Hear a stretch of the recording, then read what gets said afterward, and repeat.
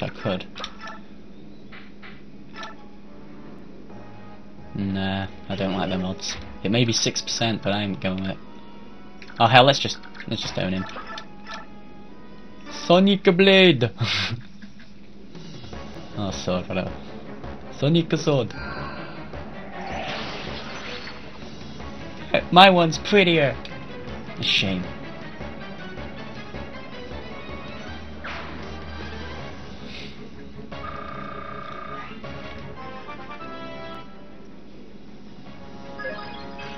Yay, more magic! The other stats might be pretty bad, but I got magic. I've always got the power-up items in reserve in case I ever decide to use them.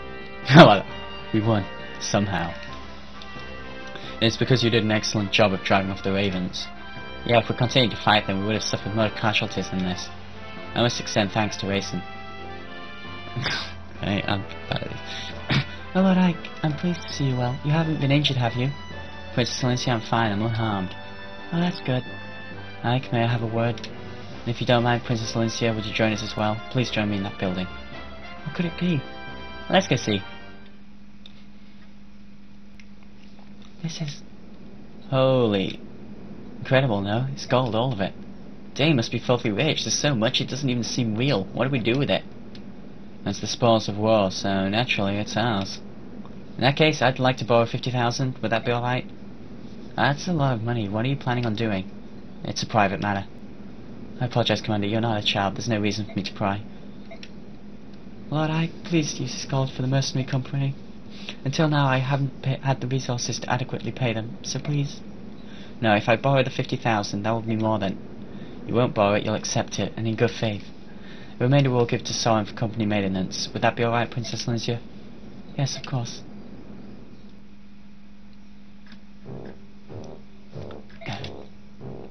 General, please, General, I'm just a messenger. However, I have to tell you... I already heard you, dunderhead. I hate those filthy crows right from the start. Even so, to be betrayed in such a fashion, someone will pay for this. Oh, you certainly had your way with us, didn't you, King Chorus? But if you want to make an enemy of Dain, then so be it. Once Gallia has fallen, we'll turn our attention to your puny nation and wipe it off the face of the world. Why are you still here? Why are you still there? Do you find me amusing? Shall I make my lance dance for you? No, ma'am, no, never, not at all. I beg your pardon. So sorry, I'll be going now. Dog's breath. I need something, a brilliant plan. If this continues much longer, the king will have my head. You wanted to see me? You've waited a long time. Take this, it's the gold you were promised. Fancy to go together, eh? I'll gladly accept it. Aren't you going to count it? There's no need, I'll trust you. Alright then, I'll take what was promised. The report you wrote for my father? There isn't one. What? There is no report, never was. You lied to me, you exploited my need to know more about my father. There's something I must tell you, however it could not be written down. It's too great of a secret for that. Your father told me to wait until I felt you were mature enough to hear it, and then to tell you myself. Mature? Then what was the 50,000 gold for? Ah, the gold. That was my idea. I thought it would be a good way to test how resourceful and responsible you were. Get started, I want to hear it all. I've spent a long time as Grail's Hard Shadow, a long time. I remained hidden from sight in case the day ever arrived that I needed to fulfill my contract. All that time for one job. What was it? If Grail were ever to go berserk, I was to stop him. I was to take his life. What? Actually, there was one other thing. If Grail were ever slain by his pursuers, I was to watch over his son and tell him Grail's secret at an appropriate time. That was my job. Berserk? What are you talking about? Why would you have to kill my father? Because of Lauren's medallion. What medallion? What are you talking about? The medallion your sister carries. Huh? That old bronze thing? I thought it was just a keepsake from my mother's. Are you telling me that it's something more? Grail told me it was an object of great peril, but nothing more. I did some investigating on my own, though. What I discovered surprised me. Tell me.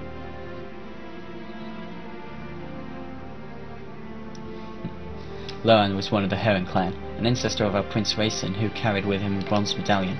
Long, long ago, a band of heroes defeated an evil god and imprisoned it therein. An evil god? Do you think this is funny? You are joking, aren't you? Unfortunately, I'm not, and I have no idea how the cursed thing came into Grail's possession. That being said, I do know that the men who hunted your father are actually seeking the medallion. Why they wanted it and what they plan to do with it. Just thinking about it gives me chills. I'm finding all of this a little hard to believe. You said the medallion was an object of great peril, didn't you? Then why would my father allow Miss to carry it around? That doesn't make any sense. It's because she can carry it safely. Actually, she's the only one who can. If you want proof, think back. Have you ever once touched it? No, I haven't. A long time ago, I remember reaching out for it while Miss had it in her hand. My father scolded me harshly. After that, I assumed it was my sister's alone, and I never reached for it again. Compared to other people, the balance within your sister is extremely strong. Your mother, it seems, was the same. That's why they could bear it safely. The medallion is like a strong poison. It takes the worst aspects of a person and magnifies them 1,000-fold. Grail touched it only once, and it drove him to complete madness. So that's what you meant when he went berserk. That's right. Bjork and Laguz are made of two forces, balance and chaos. In this, there is no difference between us. It is the proportion of balance to chaos that determines how much the medallion affects a person. In that sense, it predicts how much harm that person might do.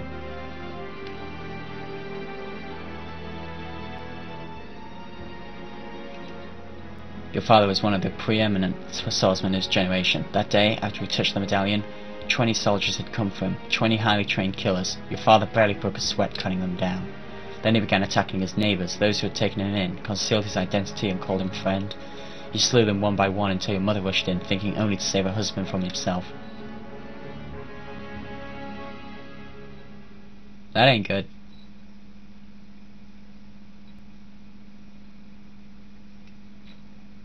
It was over in an instant.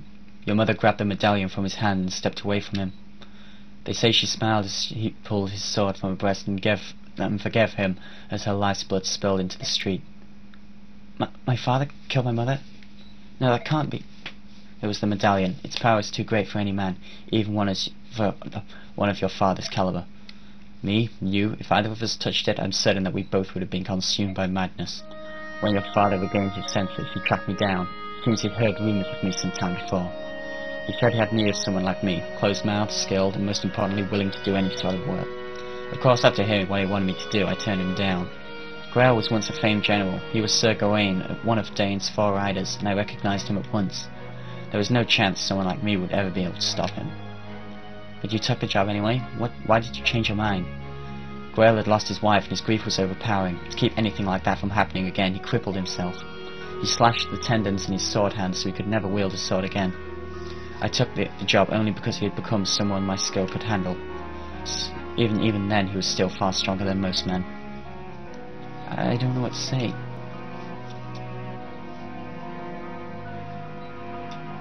That is Grail's secret as I know it.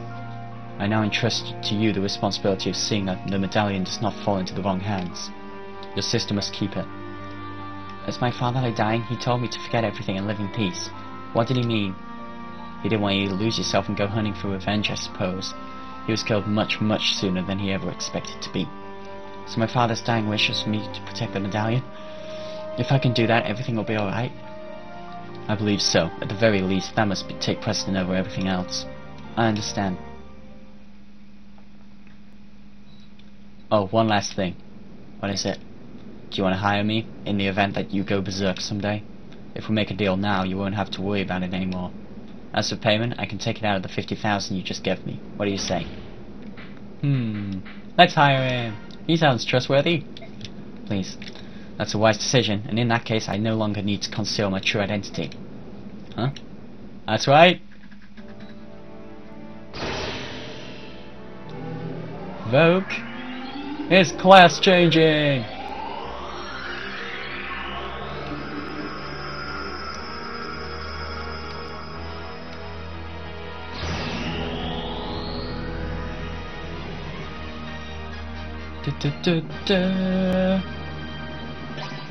Assassin. And a pretty good level. Why do they never get luck? I'm not really a thief, I'm an assassin. From now on I'll take on any job you've got, no matter how dirty. We now have an assassin, but no occult scroll, so we can't learn lethality. Or silencer. There's a lot of different names for it. I remember Fire Emblem 9's got its own name for it. I'll find out when I get it. Anyway, another. Oh, why? Hey, so I'll see you next part then. So yeah, bye. Next chapter.